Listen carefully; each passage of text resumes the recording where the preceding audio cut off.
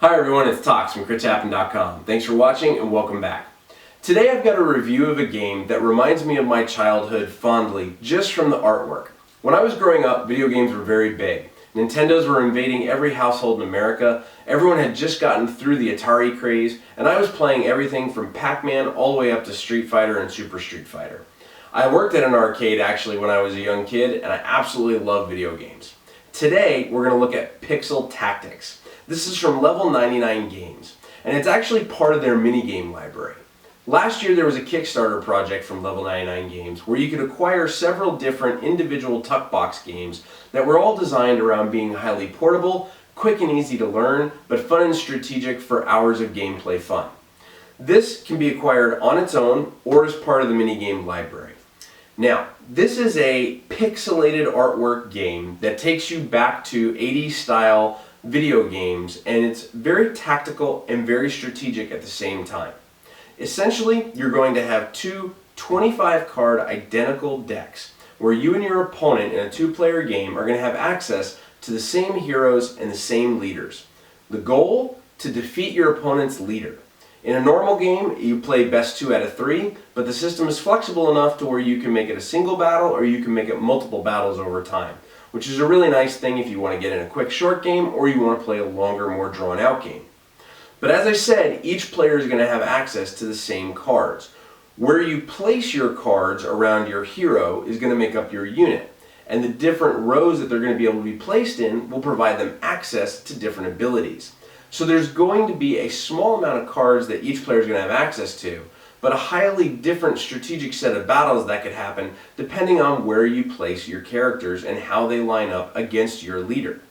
Now, this is a very simple game to learn, a very hard game to master. So, let's get our 8-bit sword, our 8-bit shield, and dive into battle. But before we do, we're going to show you a little bit about the card overview and what you can see on a card when you're looking at a hero side or when you're looking at a leader side. But for now, let's jump in and discover the world of Pixel Tactics. So when you look at a hero card, you'll notice that you can read the majority of the text right side up. You can also know it's on the hero side by the blue star in the upper left-hand corner. Conversely, if you flip the card over and you have the red star in the upper left-hand corner, you know you're looking at the leader side. Additionally, this way you can't read any of the wave information or the order information. And what are all those things? Well, you have the vanguard, the flank, and the rear, which are all wave pieces of information about where the heroes and leaders get set up. And then finally you have the order information, which is used when you play the card directly from your hand and you do what it says in the order text box. So now you've seen a little bit about what's on the card. Let's talk about the gameplay in Pixel Tactics. At the very beginning of a game, each player is going to be dealt 5 cards from the top of their shuffled deck. Now remember, as we showed you, there are 2 sides to these cards. There are the hero sides, which are the blue stars, and there are the leader sides, which are the red stars. At the very beginning of the game, you're going to look at just the leader side of the cards, because what you're going to want to do is pick a leader for your unit. So you're going to look at all the different abilities, all the different attack, and all the different defense values of the characters, and pick the one that you feel is best for this fight. Now, one of the things to know about Pixel Tactics is in a normal game, you're going to play best 2 out of 3. And the winner of each game gets the leader of their opposing unit as a trophy. So it's going to be removed from your deck if you lose the battle. So if I were to pick Sagas, for example, as my leader, if I lose the battle, he is gone and in my opponent's trophy pile. And what that means is I'm not going to be able to use him as a doppelganger hero or as another leader in another battle in the best 2 out of 3. So you want to make sure that you don't use possibly a really good mage of the very first one and end up losing him by accident. Of course you can if you want to press your luck, so it's all up to you as to how you want to choose it. So in this case, let's say we're going to choose Regicide Hekich as our leader. We put him in the very middle of our unit. Now a unit is a 3x3 grid. You're going to have 3 cards at the top, 2 cards on either side of your leader in the middle, and then 3 cards in the bottom. And these are called the vanguard, the flank, and the rear. And what matters is where you place your heroes is what access they have to their abilities on their cards. So when you look at each of the hero side, you can read the vanguard, the flank, and the rear abilities straight up. The purple area, the order, is played from your hand. We'll get into that in a second. So once you and your opponent both have a leader out in your unit, the next thing to do is you're going to take your turns. Now, nicely enough, there are these second and first player current wave cards, because the way the game is played is going by waves. So let's presume that I was the first player and my opponent was the second player. We would each take the wave cards and put them in our Vanguard wave, because what you're going to do is you're going to have 2 actions per wave, 3 waves per round, and then you're going to flip first player and second player. Now, you can only attack with someone who's been in your wave since the beginning of that wave turn. So I don't have anyone in my Vanguard wave, so I can't attack with them.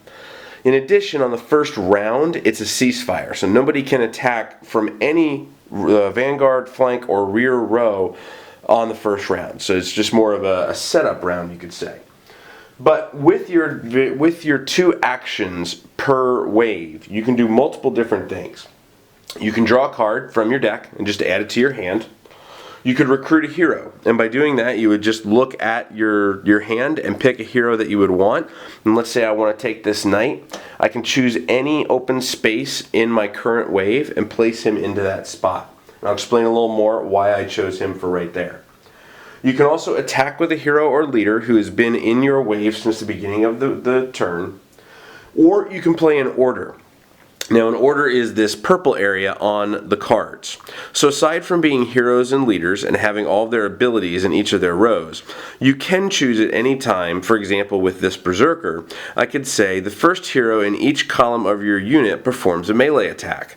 So I could go ahead and play that as an order and use each of the characters that are frontmost in my columns to make a melee attack. Now, there's 2 types of attacks inside of Pixel Tactics. There's melee and there's ranged. Unless stated otherwise, everyone's attack is melee, and that's represented by the number in the sword. So this knight, for example, would do 3 damage in a melee attack. There are some that are going to say ranged, and that leads me as to why I put this knight here. Ranged and melee act very differently. Melee allows me to attack any opponent's character, hero or leader, in the frontmost of their column. So let's say, for example, we had a character here and a character here. I could melee attack with my knight against his priestess, against his leader, or against his illusionist. Now, conversely, let's say I had another character right here. I could only melee attack against the priestess and illusionist again, and this alchemist. I don't have the ability to hit his leader with a melee attack. Ranged attacks act completely different. Ranged attacks allow me to shoot over someone and hit somebody behind them. And that leads me to a key term inside of the game called intercept. This knight on his Vanguard ability has the intercept ability. And when I put him in front of my leader, if anyone tries to make a ranged attack on my leader, he can intercept it. And it says here, a hero who attacks this hero takes 2 damage. So, if my opponent tried to make a ranged attack on my leader, my knight hero would intercept it. He would be able to absorb up to 10 damage before he dies, and damage is cumulative. And because someone is attacking him, then he would deal 2 damage back to them. So placement is a very key thing. But it doesn't mean that that's the best place for the knight, it just means that that's the best place for the knight at that moment. Now, after you take your 2 actions, your opponent then takes their 2 actions, and then you would each move your wave markers down to the next wave. You would take your 2 actions again, you would move your markers down to the rear wave, you would take your 2 actions, and then you would flip and start back again at the top at the Vanguard wave. Now, as you can imagine, a lot of the strategy comes in the tactics of where you're going to place your characters and what abilities they're going to have access to. There's a lot of really cool abilities and a lot of different situations where just because the knight is great for me right now in front of Regicide, my leader, doesn't mean that later in the game I wouldn't want him somewhere else. And that leads us to 2 other actions that you could perform on your turn. The first one is restructuring. If I decide that the knight has served his purpose in intercepting all of the ranged attacks that I think could come at me, I have the ability once per action, I have the ability as an action during the current wave to move a hero to another open slot in any wave but it does not mean swap. So if I had a hero here and a hero here, I can't swap them between each other.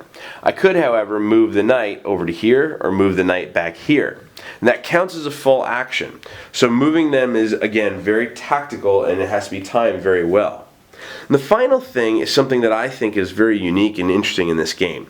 While you may think that this is just a matter of placing characters and launching attacks, killing people, and dealing enough damage to the opponent's leader, what happens is when somebody dies, let's say this doppelganger, for example, dies. He has 5 health on him and he's taken 5 damage from something, either a ranged attack or a melee attack or an order that deals damage. He gets flipped over and he becomes a corpse on the battlefield. And this is very interesting because one of your actions that you can take is to clear a corpse from the battlefield. So when someone dies, they aren't removed from the game and put into a discard pile. They stay on the field of battle, taking up a spot in your unit. And that can become quite cumbersome. It could also become quite advantageous because, as you can imagine, there's characters that are heroes and leaders that interact with corpses. There's some that may revive them. There's some that may be able to do damage based on how many are on the field.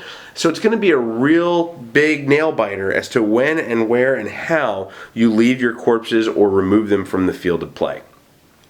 But as an action, you could choose to remove one from the field of play and you put them in your discard pile, then allowing you to possibly restructure, or then allowing you to possibly play a new hero from your hand to that open space and get an advantage. There is a lot of tactical positioning inside of Pixel Tactics, and it really comes down to the leader and the leader's ability that you've chosen, and then using the heroes that you have access to in the vanguard, the flank, and the rear rows, and how they're going to best bolster that unit and deal the most damage to your opponent. Once you've dealt enough critical or lethal damage to your opponent's leader, then they are removed from the game and you get them as a trophy, like I said. So in a normal game, you play best 2 out of 3. You can play best 3 out of 5, which is really nice. The system's flexible enough to allow you to do that. Or you could just play a one-time, whoever defeats the opposing leader wins the game. But when you play 2 out of 3 or 3 out of 5 or 4 out of 7, the challenge becomes if you lose that character as a trophy, you have 1 less card. And while you may not think that's a very major deal, anyone who knows Magic the Gathering or any kind of card-based systems knows that losing 1 card can be very big in a 60-card deck, let alone in a 25-card deck. So that's Pixel Tactics. It is a very small, literally, very light, easily portable game that provides a lot of tactical and a lot of strategic choices. But what do we think? Well, let's take a look at the components first. If you buy just the base game, all you're going to get is cards. If you buy it with the minigame library, you are going to get some Ascension-like tokens to be able to keep track of your health. As I mentioned, damage is cumulative. So there's going to be times where you're healing damage off and putting damage on. So this is definitely a game that helps to have some type of counters, because your leaders are going to have somewhere of 15 to 25 health, and you're just going to need something to keep track of that. Now that said, these are small enough to fit in your pocket, or as just carrying this, you could use quarters or pennies or pretty much anything that you have locally around you to be able to track the health counters for everybody. But card-wise, the cards are good quality. They're not the greatest quality. They're a little thin, but they are good quality. They don't bend, they don't rip, they don't tear, which is nice. The artwork on the cards is great. If you're a fan of 8-bit artwork, it's going to appeal to you. The text and the pictures that are used for symbols are very 8-bit as well, and it looks very good. It feels like a video game theme, a genre. It just jumps right off at you. I wish there was more artwork, because really, aside from the symbolism and the design, the really only true artwork is in the characters as a hero or a leader themselves. And they can be a little small when you look at everything that's on the card. Now that said, there is a lot on these cards because there's so many different things happening between the vanguard, the flank, the rear, and the order abilities that are written on them, plus on the flip side of the card having the leader abilities and all of those stats. So I can completely understand that there's only so much space that you can fit things on a card. But from what artwork you do have access to, it is really, really good. So component-wise, I would give it probably a B, or give it a good rating for that. Now, when you get into the gameplay, that's where it gets very interesting. The gameplay for this is both tactical and strategic. If you play just a one-on-one game where the winner is the person who defeats the opposing leader and that's it, then it is a very tactical game. If you play 2 out of 3 or 3 out of 5, that's where you get into the strategy of it. And the strategy of it is a lot of fun because you're going to choose a leader each at the beginning of the game. And one of you is going to lose that leader at the end of that game because you're going to lose the round. Someone's going to lose the round. And then you're not going to have access to that leader, and you're not going to have access to the hero side of that leader either. That makes a big difference. When you're dealing with a 60-card Magic deck, for example, and you pull out one card, it can greatly impact your game. The same thing happens here, only it's much less of cards to have access to because you only have 25 cards, and it's much more of an impact when you lose that one card, especially if it's a really good card. I've played a couple of games where we've played down our first leaders are really, really powerful, and when we lose them, their heroes were really powerful as well, and not having access to them really, really hurt. What can really, really hurt you is if you lose your leader that allows you to resurrect corpses from either the hero side or the leader side. That can really hurt when you lose that one. But there are a lot more strategic choices to make in a 2 out of 3 or 3 out of 5 or 4 out of 7 type game. I personally prefer playing that way, the 2 out of 3 and a 3 out of 5. It makes it a little bit longer, a little bit more fun, a little bit more strategic. But the base game does tell you to play 2 out of 3, and there does involve a lot of strategic choices on that. Being able to move people around is also a really highly strategic choice as well, where you sit here and have to say, okay, I have a guy who's intercepting my leader, can I move somebody to get a better advantage? The good thing is there's not a lot of analysis paralysis because there are only so many cards in the game, and it is a very fast-moving game. There's always, once round one is complete, there's always attacks, there's always something happening, people are always taking damage, and it's just a matter of keeping up with the race, so to speak. Now, that leads to the experience. From an experience standpoint, this game is very engaging because you're wanting to see what your opponent's playing, which row they're placing them into, and then how you're going to be able to use your abilities to counteract that or to impact them and hit them as much. The challenge, quite frankly, is that there's only 25 cards. And once you learn those cards and you start to learn the real true benefits of where to position them and where to best maximize them, after a couple of games it can feel a little repetitive. It is a very fun game. We've played almost about 15, 16 games of it, and it is a very fun game to be able to sit down and start throwing things back and forth. Even though it takes sometimes between 45 minutes to 60 minutes for a 2 out of 3 match, it is something that I still feel is a great filler game. It's something you can whip out, play a quick one-on-one match, and whoever loses, loses. You can play a 2 out of 3, you can play a 3 out of 5 and go longer. So whether you're waiting at a restaurant or a bar or a pub or something like that, or you're just at home and you're in between games, or if you want to play it for a very long time, you have the options to do that. And that's been a really enjoyable part of the game. But having only so many cards really leaves you wanting more. And that's where I was left with this game. I really enjoyed it. I really enjoyed the tactical decisions, the strategic decisions, and the combat being very simple and very straightforward, but it left me wanting more cards. It left me wanting more heroes. And when you see the more thematic side of the hero cards in their leader forms and their names and their abilities, you almost want even more from the world of Pixel Tactics than what you have sitting in your hand. So overall, Pixel Tactics gets a hit from Crits Happen. It is a very well designed game. It's put together. It is very simple and very straightforward, easy to learn, hard to master, and constantly changing, which is something that we really liked about it. However, again, with so many limited options in terms of only 25 cards each, you'll definitely be left in a position where you want more cards, more heroes, and hopefully, if level 99 continues on, an expansion or a second round of Pixel Tactics for more people to add in and more excitement to go to the table. But in the meantime, we hope you've enjoyed this review. We'd like to thank Level 99 Games. They provided us a copy of this game to review for you.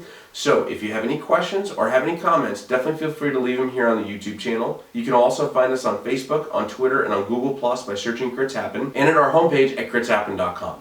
But until we see you next time, we hope that you enjoy your 8-bit world of swords, shields, knights, and berserkers inside of Pixel Tactics. Thanks so much for watching. Keep rolling those dice, and we hope they're all crits.